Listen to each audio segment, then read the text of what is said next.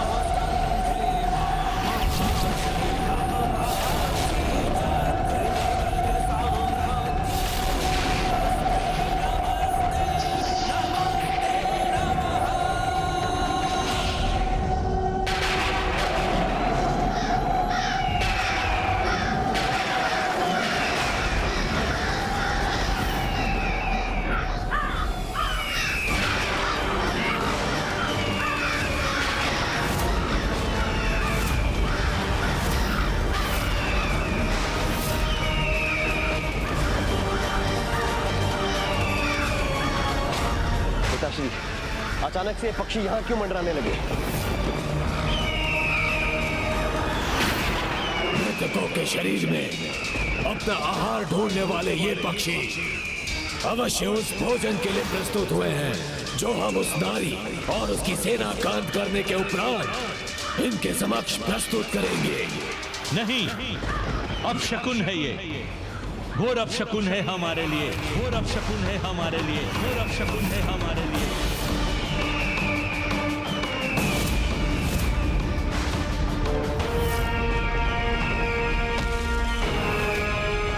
ये दूसरा अपशकुन है, ये और भी बड़े संकट का संकेत है। इन संकेतों को सहजता से लेने की भूल मत करो भंडासुर, ये अपशकुन है। इस चेतावनी को समझो, कदाचित तुम्हारे ये महासुर पर्याप्त नहीं है, इसलिए शीघ्रता कर किसी अभेद्य योजना का निर्माण करना होगा जो इस युद्ध के परिणाम को तुम्हारे विपरीत जाने से रोक सके, तुम्हारे विपरीत जाने से रोक सके, तुम्हारे विपरीत जाने से रोक सके।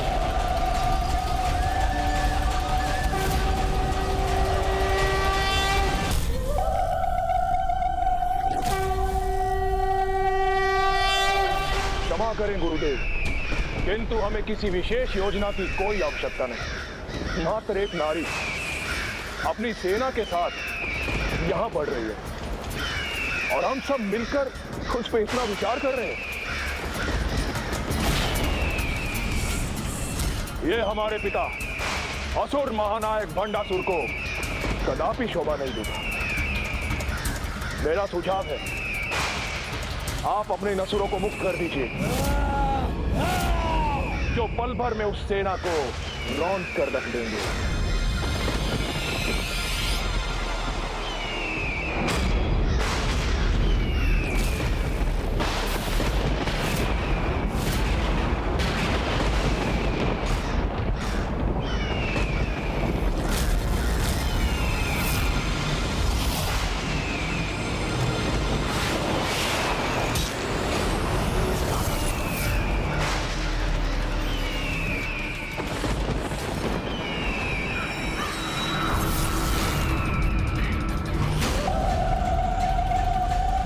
माता के कथन के अनुसार अब तक तो भंडासुर को इसका आभास हो गया होगा कि उनकी सेना अमरपुर की ओर बढ़ रही है।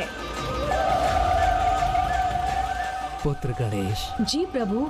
इन तीनों रथों के आगे बढ़ने का आभास मात्र भंडासुर को ही नहीं, अपितु समस्त जगत को हो गया होगा। हाँ ब्रह्मदेव, अद्भुत दृश्य है ये। तीनों विशाल रथ एक साथ गतिमान हो रहे हैं।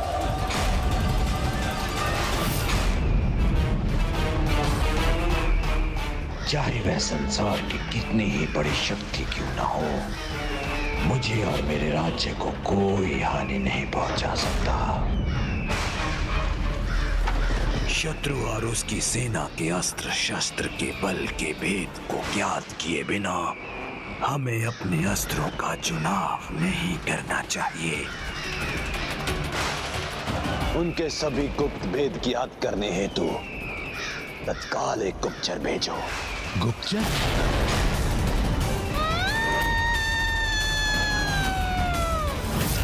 चित्कार की ध्वनि तो हमारी माता की प्रतीक होती है। हमें भवन में चलकर देखना चाहिए।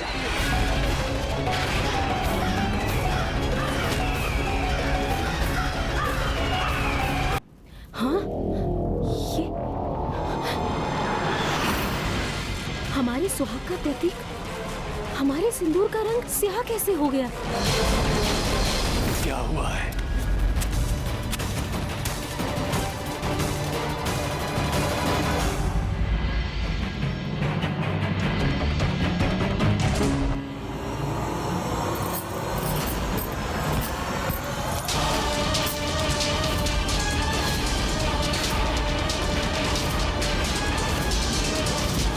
देखिए असुरराज, ये कैसा अनर्थ हुआ है यहाँ। सर्वप्रथम हम सबकी मांग का सिंदूर स्वतः ही स्याह हो गया और अब हमारे मंगलसूत्र भी टूटकर बिखर गए।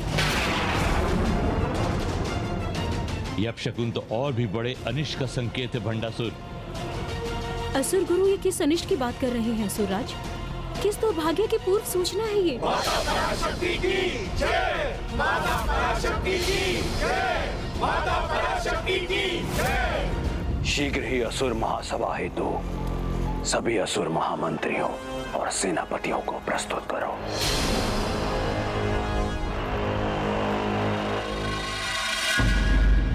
निश्चिंत रहिए असुर गुरु, कितनी भी विकट स्थिति क्यों ना हो, मैं उसका सामना करने में सक्षम हूं।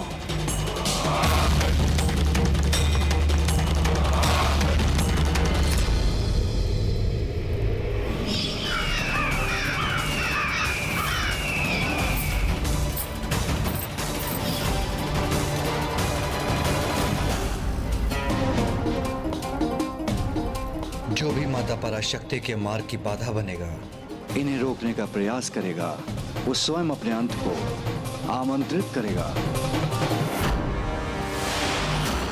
अपने पराक्रम से हमने देवराज इंद्र को पराजित किया है। एक नहीं, अनेकों ब्रह्मांडों में आपका आधिपत्य स्थापित किया है। हमारे समक्ष ये अकेली नारी उस दुर्बल गिलहरी के समान है जो मूर्खतावश किसी विशाल काय गज को चुनौती दे बैठी है। वो अकेली नहीं है।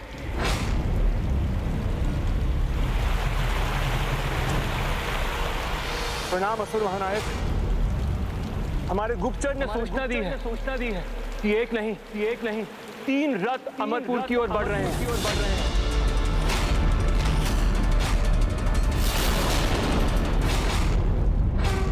अब भंडासुर जानेगा नारी की वास्तविक शक्ति, जब उसका संहार करेगी माता पराशक्ति।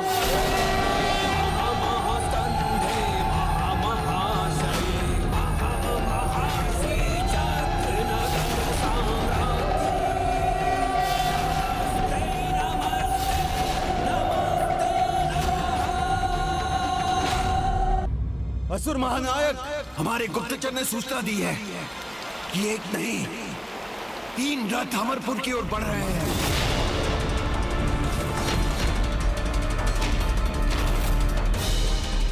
मात्र 3 रथ? हाँ महामंत्री कुटिलाक्ष, मात्र 3 रथ, किंतु प्रत्येक रथ एक संपूर्ण नगर के समान विशालकाय है। अनेकों सैनिकों के सैन्य दल से सुसज्जित है। मैं स्वयं उनकी इस असाधारण विशालता का साक्षी बना हूं।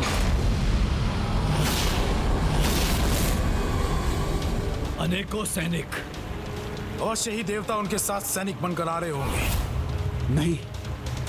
नहीं तो अवश्य त्रिदेवों ने उसका सहयोगी बनना स्वीकार किया होगा। त्रिदेवों और देवताओं को नहीं, वो सेना असंख्य नारी योद्धाओं की है।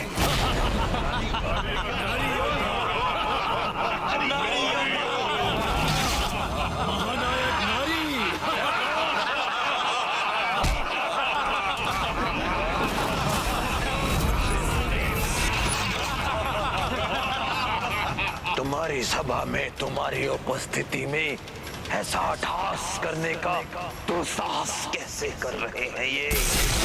इसका कठोर दंड दो। नारी शक्ति।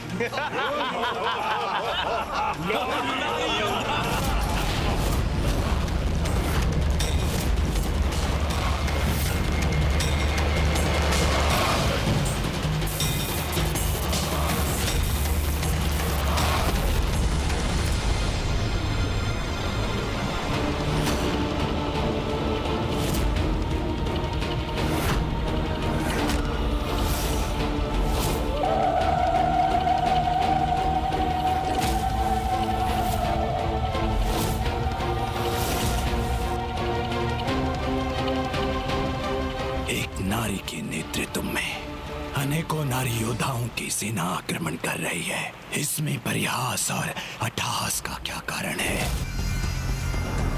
कोई समझाएगा मुझे? क्षमा करें असुर महानायक, परंतु ये परिहास नहीं तो और क्या है? एक नारी अनेकों ब्रह्मांडों की अधिपति, महानतम असुर महानायक भंडासुर जी को चुनौती देने का दुस्साहस कर रही है, और वो भी नारी योद्धाओं की दुर्बल सेना के साथ। असमानता के इस युद्ध में क्षति हमारी नहीं, उनकी ही होगी। हाँ पिताश्री, हमें कोई क्षति नहीं पहुंचेगी। जैसे शुंभ निशुंभ को कोई क्षति नहीं पहुंची और जैसे महिषासुर भी आहत नहीं हुए।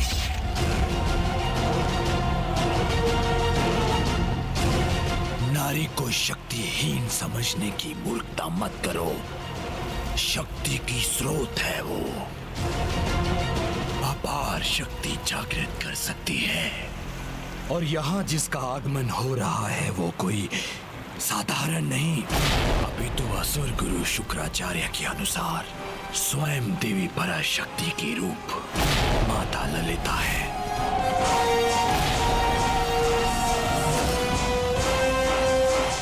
किंतु असुर महानायक, जिसका नाम ही ललिता हो वो तो कोमल ही होगी, क्योंकि सत्य यही है, यथा नाम तथा गुण।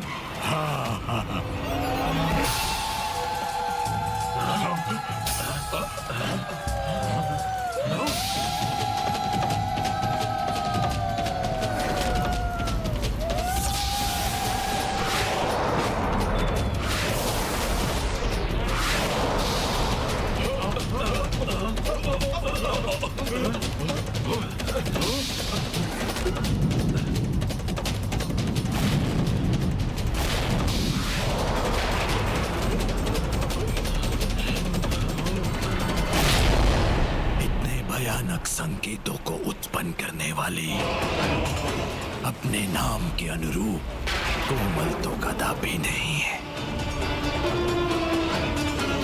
परंतु असुर महानायक, ये भी तो हो सकता है कि ये मात्र उसकी एक माया हो। मुझे कदापि ये विश्वास नहीं है कि एक नारी प्रकट होते ही इतनी विशाल काय सेना उत्पन्न कर दे। समस्त ब्रह्मांडों में आप सर्वाधिक शक्ति संपन्न हैं, महानतम हैं आप। जिसने आपको चुनौती देने का दुस्साहस किया है, उसके लिए यही उचित दंड होगा कि आप अपने सबसे दुर्बल असुर से उसे पराजित करवाएं। ये उचित सुझाव लग रहा है। मैं अपने सबसे दुर्बल असुरों को ही उस नारी का सामना करने के लिए भेजता हूँ। इससे मुझे उसकी शक्ति और युक्ति दोनों का भान हो जाएगा। असुर महानायक द्वारा कभी कभी अपने महामंत्री और सभासदों का उचित सुझाव स्वीकार करना इतना तो चलता है, तो फिर किसे भेजे हम? असुर भ्राताओं, दुर्मत और कुरुंद। वो मूर्ख, मुझे विश्वास नहीं कि वो ये कार्य कर सकेंगे। हाँ विशुक्र, वो मूर्ख तो हैं, परंतु समर्थ भी। और वैसे भी उन्हें एक नारी और उसकी सेना से ही तो सामना करना है। दुर्मत और क्रोध, दुर्मत और क्रोध।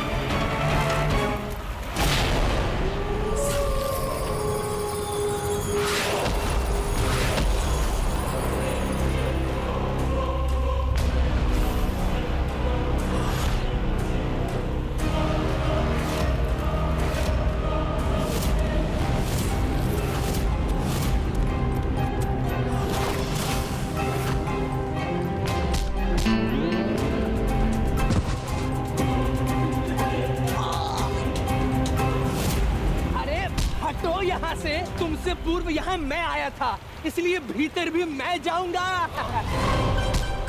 अरे किंतु तुमसे टकराकर तुमसे पूर्व मैं नीचे गिरा था, तो मैं जाऊंगा ना प्रथम।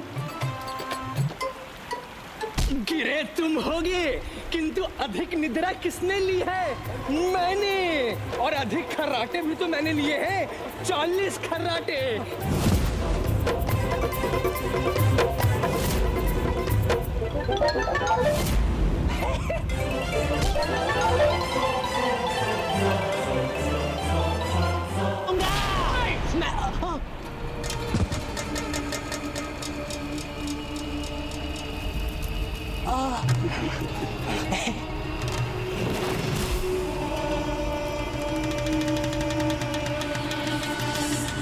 प्रणाम असुर महानायक। हे महान असुर महानायक, इन दोनों महामूर्खों को भेजकर कहीं हम अपना अपमान तो नहीं करा रहे हैं?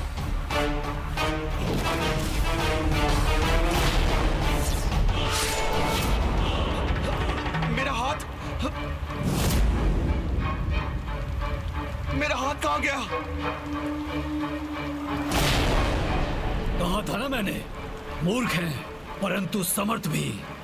कितनी तीव्र गति और शक्ति से अपने शत्रु का आखेट करते हैं ये। देखिए महानायक।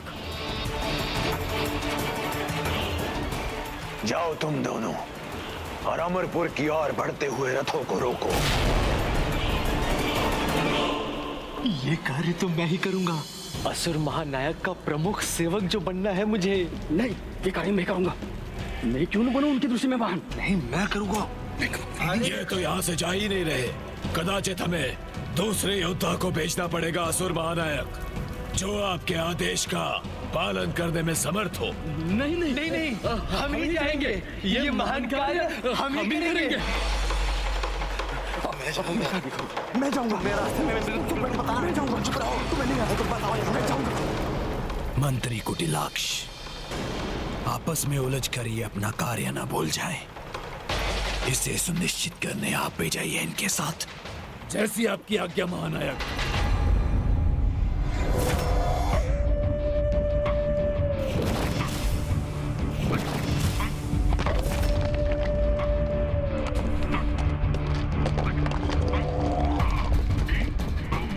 इन रथों पर तो मात्र नारी ही आरूढ़ है। ये कार्य मुझे सौंप दें। नहीं, इन नारियों का संहार तो मेरे ही कुशल हाथों से शोभा देगा। नहीं, मैं जाऊंगा। मैं जाऊंगा। नहीं, मैं जाऊंगा। अरे मैं जाऊंगा। शांत। कदाचित मुझे ही जाकर असुर महानायक भांडासुर जी को यहाँ बुलाना होगा। नहीं नहीं, उन्हें बुलाने की क्या आवश्यकता है? हम दोनों आपस में क्रीड़ा से निर्णय ले लेंगे। ले लेंगे ना? हाँ, ले लेंगे। और क्रीड़ा में जो विजयी होगा वही आगे जाएगा। हाँ।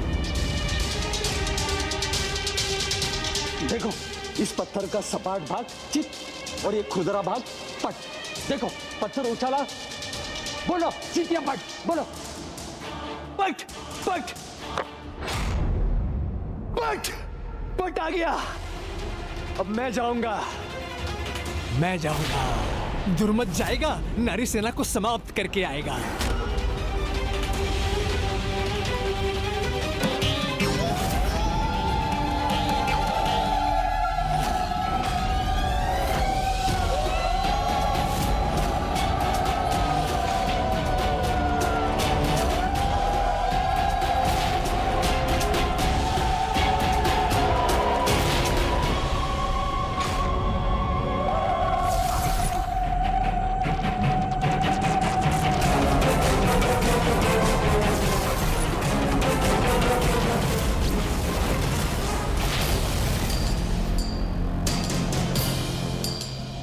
क्या भंडासुर को माता की शक्ति का तनिक भी आभास नहीं, जो उसने अपने सबसे दुर्बल योद्धा को उनसे युद्ध के लिए भेज दिया? भंडासुर बहुत चतुर है भैया। इसे भेजने के पीछे भी उसका कोई ना कोई उद्देश्य अवश्य होगा।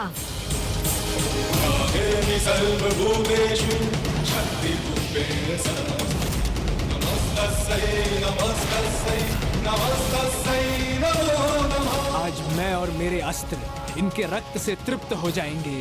तुम जो भी हो मूर्खता मत करो, हट जाओ मेरे मार्ग से, अन्यथा मेरे रथ के तले कुचल जाओगे।